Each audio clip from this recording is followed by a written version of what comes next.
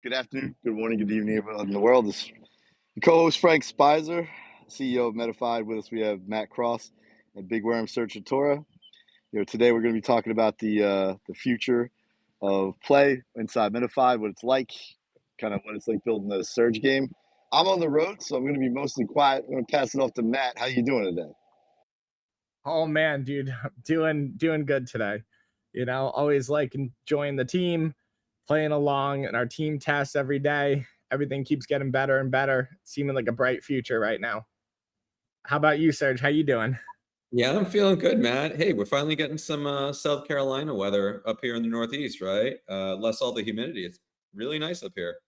But I'm excited too. We got a lot of energy behind the game, and we're developing, and it's changing every single day. So excited about it as well. Yeah, exactly. So it looks like on this space today, we're going to be giving out some game and project updates for everybody. I know everyone's eager for the launch of Surge. So right now we've had, some of our alpha testers. They've been going along, playing the game, trying to break it as much as they can, directly giving us feedback, and we're implementing that feedback as fast as possible. And you would be amazed by what we could turn around in a couple of days. I would definitely say we're one of the fastest teams in crypto. And again, I could verify that because prior to this, I used to work at a VC. I invested in about 35 other portfolio companies, and I saw their timeline, and we blow those timelines out of the water. What would you say about that, Serge? I mean, I don't want to repeat how old I am or how long years I work, but I've been working for quite some time. And I know Frank can attest to this too. I've never seen development cycles as fast as this company, and I think it's a testament of how quickly we listen to users, how we obviously we perform in an agile setting, a hyper agile setting. We're very collaborative. We meet at least daily with our design teams, our front end development, our back end development, as well as us, you, me, and Frank. We're all in these meetings together, so there's no chance for sort of fat or slippage of communications, and the result is, the sort of that game of telephone from like what the users are telling us to what they ultimately see is very minimized, and we can turn around and satisfy what our users are looking for immediately. So it's great. Awesome. Yeah. And I would say, every day we're doing these chemical burn parties, which are where we're just trying to break the game down as fast as we can and really understand, what's going on behind it and see if there's anything that we could fix or test in a larger scale. And at this point, we're not really having, too many things break down anymore. I would say everything's been going smooth. It's just fun, smiles all around as everybody's playing it. And, to me, that's been a really great sign of things. And then on the other side, right, we have our 1 minute BTC prediction game, which is the one that's been great right now and perfected. We are finalizing some of the design right now on our range game. So we have everything built on the back end of it. And now we're just tweaking the design to see what type of colors everybody likes and, what everyone's drawn to at the moment right now. So I'm really, I can't again stress how fast this team's been working, how proud I am of every single one of our members and designers. We end up working around the clock. We call each other late at night with new ideas. We run it by each other. And then the next day, we're implementing those into the application. So, just more about the timeline of things. We are planning on going out on DogeOS. And so, we're right now on their dev testnet, making sure everything works in the situation. They're an EVM compatible chain. So everything we built has been EVM compatible. So it's quick and easy to onboard ourselves into that ecosystem. And we're really excited to see what comes next as we go to, a public test net and then a main net with them as well. So Yeah, I think that's absolutely. Go ahead, Matt. Sorry. Perfect. So yeah, I guess next, since we've given you guys some of the project updates, just letting you know about the timeline, I also just wanted to let the community know there is an alpha test coming up where we're going to provide early access to some of our community members. We already have a ton of the people in the Discord participating it right now. But if anyone's listening to this call and wants to get access to it, I'd please ask if you reach out to one of our trusty community mods. We're going to be doing this test on June 19th, Thursday at 8:30 a.m. Eastern Standard Time. So if you're interested in getting a little bit more insight of what's going on behind the scenes, please reach out to our mods and we'll figure out a way to get you into that test. Yep, and you should know the mods by now, but obviously one of them is a Roman Crypto on there, Keyboard Yeti, and Dilly. So those are our mods. Look out for them on the Discord. If you're not on the Discord, get on the Discord, and you can reach out to our mods that way. I think that's probably the preferred way of doing it, right, Matt? Exactly. And you know, people want to know some more gameplay, and they want to get some more teasers. They want to see, you know, what's going on behind the scenes. So we've been a little slow to release things into public, and the reason is we don't want anyone copying this out in the space. We usually see if you put out original ideas in the blockchain space, everybody jumps to trying to create the same themes. We saw that again with perpetual swaps or perpetual futures. Everybody decided to create a perp dex afterwards. Same thing with AI agents. You know, there's probably about 30 AI agent chains out there now, or AI agent products. So we just want to make sure to preserve ourselves as much as we can so that we could have the best launch for our community and the best chance of success growing long term. So you are going to be able to see some behind the scenes coming out soon. We just had one of our brand new interns, who I just want to congratulate, the summer interns we took on this summer. They were able to put out a simple video that shows you can onboard into Fide in 2 easy clicks. So we're using a social login, which allows you to utilize a Google email, and directly you can click in, sign in with your Google authentication, plug in your preferred username, and now you're right into the game. And what we've been doing for people right now is funding it with about 10,000 Fide so that people can start playing immediately without having to go to any place to swap in. And again, that's going to be really important because we want to show users that, you know, crypto isn't a smart man's game. It's not as intimidating as people have made it out to seem. We want to be accessible and inclusive to all people, even outside of Web3. So this is going to be a great way to bring, you know, your friends, their parents in it, and even maybe their grandparents. So what do you think about that, Serge? Just one thing to add here. Sorry for stealing the point from Serge real quick, but that's 10,000 test Fide to get in the game trial. It doesn't devalue or dilute the Fide that our existing users earned over on the competition at Mantle. They'll be able to transfer that in to the destination chain, you know, at full value. And this test Fide is just so that you can play and test the game. So I just want to make sure that we were clear on that. Thank you for that clarification, Frank. Thanks for the disclaimer. Yeah, I mean, it's really exciting. It's really exciting that we're it's been multiple alpha tests now, and we've taken a lot of that feedback and that gameplay from the alpha tests, and we've incorporated it right into the game. You know, from, you know, in terms of like, you know, making sure that people understand, you know, the game line, the game reports, the numbers in terms of the return on their investment, on their positions. There's been a lot of great insights that we got from our alpha group. So, you know, keep in mind, hey, we want to give you test Fide to play with, and then your input is going directly into the product development, which is pretty incredible. So I think it's a great group. It's a very engaged group. We're eager to see kind of what comes next, especially as we start to branch off and layer in, you know, range gameplay within there. So excited to see that. You know what's pretty cool too is that if you use the invite links from the game on the end cards during testing, for anybody else that's in the test, you will start to get points when those users come back through the system. So you, like, if you see it, you can use it.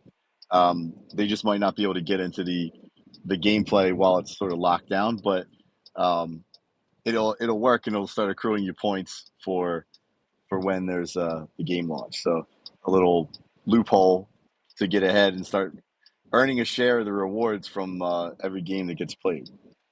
That is a good behind the scenes over there, because besides the game that's coming up, we're also going to be launching a few other ways that people can engage with us.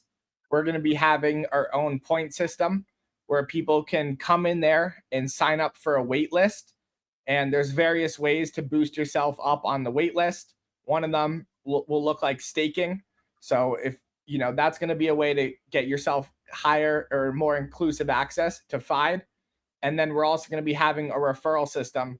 So we're going to be rewarding you for the friends that you invite and the friends that they invite and the friend that they invited as well. So there's going to be a great way to get some of these points, which are going to convert into some real rewards at the end of this. So there's so many different ways to interact with FIDE. So just be on the lookout for that coming up. And I also wanted to talk about a few of our current Discord rewards that we have going on. So our trusty moderators out there, Yeti and Roman Crypto, have done a great job with the community, curating it, getting everybody excited about FIDE. So one of the first things that we've had out there, if you haven't seen, we have a general engagement bot with various roles in our Discord community. So for anyone who's in there chatting, pulling up genuine conversation, coming in, asking us questions about FIDE, we're rewarding you guys right now with Discord roles and also points that are going to be all added up into this larger point system. So just some of our fun roles that we have right now are, a rising bull. We have, the neck stretchers. We also have the ground grazers, the curious calves, and we also have just Act 1, which are just kind of the first neck stretcher. Neck stretcher. Oh, that's a good one. Yeah, That's we great. got long necks, we have short necks over here, but those long necks give us great insight into the industry where we can see and predict assets from miles away and also protect the rest of the community from harm. So I think that's the benefit of being a giraffe over there. And a few of the other Roman can speak now too. He just joined in. Oh, perfect. Roman, you want to speak about just any of those roles, and then you want to talk about some of the new other engagement pieces that you guys have been building into the Discord? Yeah, 100%. We've got a whole lot going on behind the scenes for everyone right now. We've got some announcements to pop out to the community later on this evening. So coming up after the space, once it's not the middle of the night for Australia anymore and Yeti's back on the scene, we've got a couple of announcements to drop around what's happening in the Discord. I guess one of the main things to draw attention to at the moment is the rangefinder game that we kicked off on Monday within the Discord. We've got a daily USDC prize going out around that at the moment. So that every day there's an opportunity to win 10 USDC just for getting involved and trying to predict the price of Bitcoin for the next day. But we've got a whole lot of pieces to a much larger puzzle that we're going to start dripping out to the community over the next coming days and couple of weeks, building up to some excitement around July the 1st. I'm not going to say too much more into the details of all of that right now. You'll see it when it sort of starts to come live. But from the engagement side of things, the roles will become very important. As Matt already touched on, there's 6 different tiers you can level up through. Rising Bull is the highest anyone's got to at the moment, but there's the Savannah Sovereign above that, and then Legend of the Plains, which I very much look forward to whenever anyone gets there. We've got some great surprises for those who really reach the top. And the points that go towards those are going to become very, very important within the very near future. So make sure you're in the Discord and getting involved and talking lots, and that will really feed into it. There'll be more details on that dropped later tonight. Awesome, thank you. Yeah, I love that range bot that you guys put in the Discord. I've been having a great time, predicting the low and the high boundary for an asset over a period of a day. I'm excited about the daily competition right now. I see that we have a monthly leaderboard as well up there, so I'm excited to see how that turns out and where that leads me. Every day I'm putting in a position, making sure I'm doing my job to stay caught up with our community. We have a ton of active members. It looks like they're taking as many shots as they can. Maybe people are even creating new accounts to try to get, other positions in there as well, which, I guess you can't stop them, but people are that excited to play about it. So that's always a good sign to me. And even the messages that you get when you're knocked out of one of these games are hysterical. You know, I'm looking down at my phone yesterday, reading something, and it said, oh, you know, there's no need for a cold storage wallet. You've been eliminated from the game. And I was like, what? What's going on here? And so, you know, it got my attention. Yeah, you know, it's brutal though. They let you know you got your bank drained. You don't have any money there, man. You know. So listen, if I want to get mocked, I'll just go to a company meeting, okay? Exactly. You know, we all are hard on each other in here, but it's all with, you know, good respect. We like to test, you know, ideas over here. We like people who bring things up with logic and use reasoning, and we always have a fun time with it. And when we challenge each other, that's, you know, what makes diamonds at the end of the day, when you put pressure on things. So thank you. You know, I appreciate all you guys. And one of the other things that I just wanted to talk about too, besides our Discord engagement bots, I want to continue to, you know, promote their community, engaging with DogeOS. They've been really great partners for us. They have, you know, a large roadmap planned, you know, a big rollout and release, and just giving you guys, you know, a little bit of alpha. We're going to be going out on one of their Doge House shows, which is, you know, a Twitter space that they've been doing with a bunch of their community members. So just be on the lookout for that on June 25th. So I'd love to see your faces pop up in there, and you know, and I'll shout you guys out as well as you come into there, because we always try to recognize our early supporters in this community. I've got a question for you, Matt. Yeah, what's your question? For all those community members out there trying to win these rangefinder games each day, do you have any advice for them around how to effectively pick the best high and the best low? Yeah, so I've seen some risky positions over here. You know, I've seen some people who have left, you know, maybe I would say like $1,000 of variance out there. It seems like Ace the other day won a competition with only, you know, $823 of variance. So the tighter your boundary is, the more that you're rewarded. But the larger your boundary is, the more that you're likely to stay within the position and outlast that one day. Because right now we're seeing crazy movements in BTC. One morning you might wake up, you know, it's 110,000. Next thing you know, by the end of the day, it's 105,000. So I think you need to look at how volatile the market is, you know, how much volume's going into the market, and really just try to find, you know, those ceilings, and also those points of like lower resistance as well, and put yourself up into what, you know, you believe is a safe position for yourself. If you're a risk taker, you know, go for it.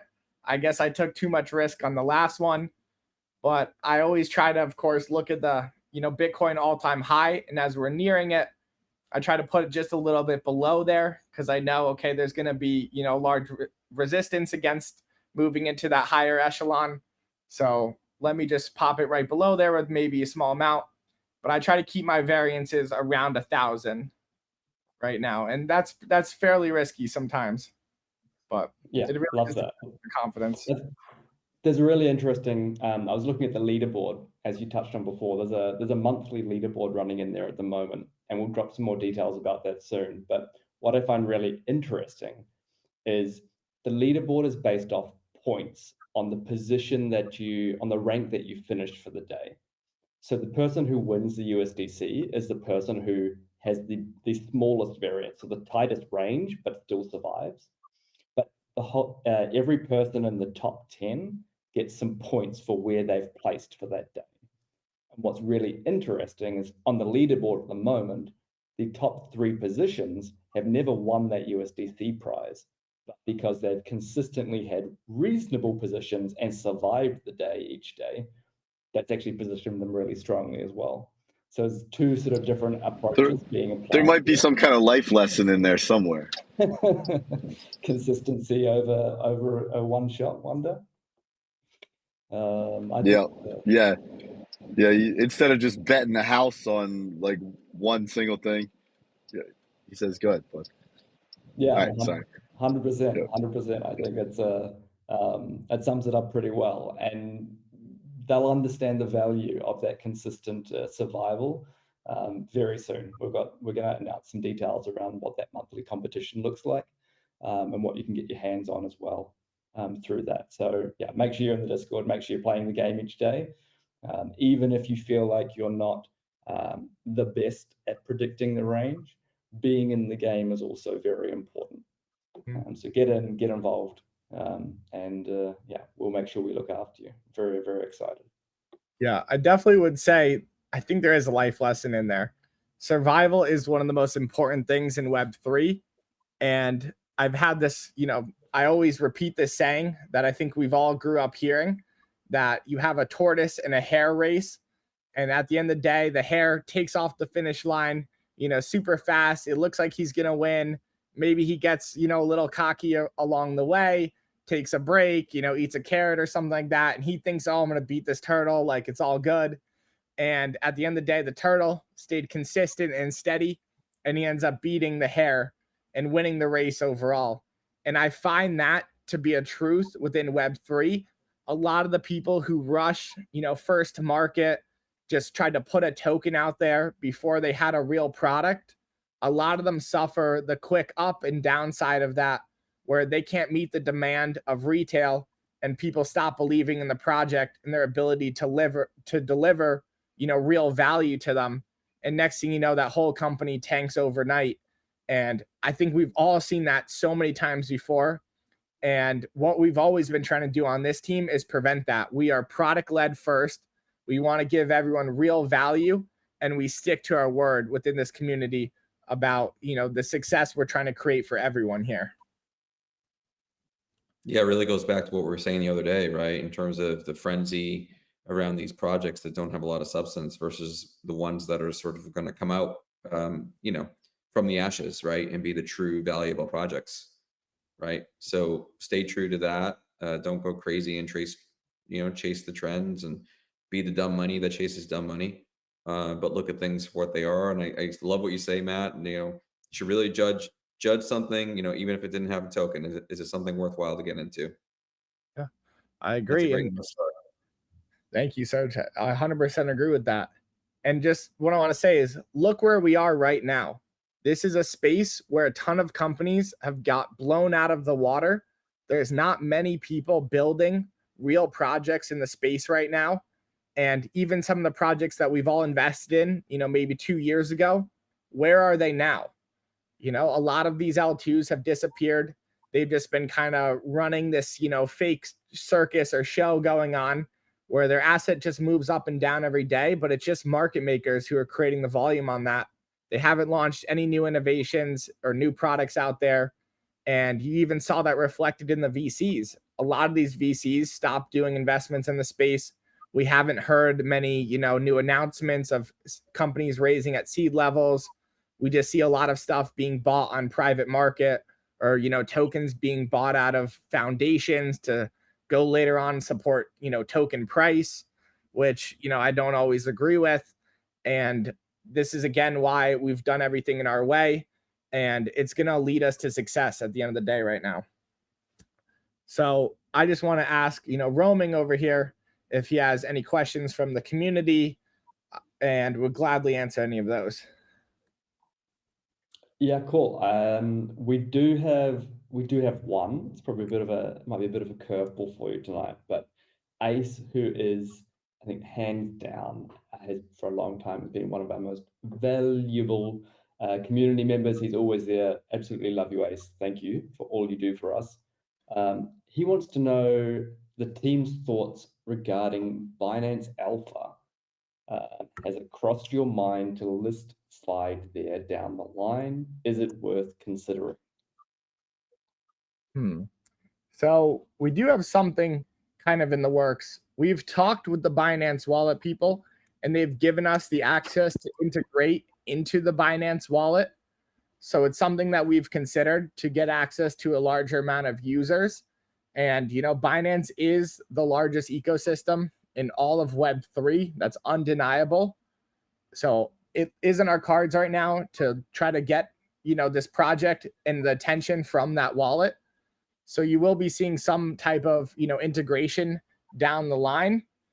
You know, it just really depends on our other partners currently and what other types of wallets we're able to integrate with. And I want to make sure that we're doing good on behalf of our other partners. And, you know, we don't want to, you know, upset any of our early partners as we use a few wallets versus another. Yeah. Also, very diplomatic answer, Matt. Great question, Ace. But I think if I'm going to add to that, everybody should just understand we're willing to do what's right. We're just not willing to let people copy us early. So if we get in there into that ecosystem, we want to make sure that we have momentum and an edge and the community and volume to drive success. We just don't want to jump in there and have someone try to copy us and rip us off. And, you know, like there's not a lot of honor in crypto right now. So we want to make sure that before we expose ourselves to a bunch of potential copycats, that we build the kind of community that's going to carry this thing through for the long term. And I do appreciate the diplomatic answer, but that's the real reason why we're not there already, because we have the go ahead to do it. So trigger. Thank you, Frank. I like the straightforward answer on that too. You know, that's definitely one of your special abilities over here. You tell the truth unapologetically, and it always turns out, you know, well for us at the end of the day. I hope so. Yeah. I know so. I don't think there's any other way. We're full gung-ho in this.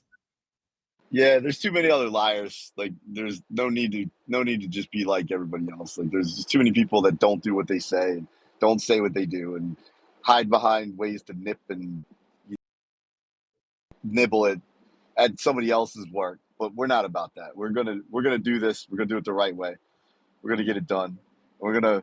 If we have to drag the industry kicking and screaming across the finish line, we're gonna do it. Exactly, man. All right. I think we could wrap this Twitter space up. I appreciate all of you guys tuning in and checking out the space.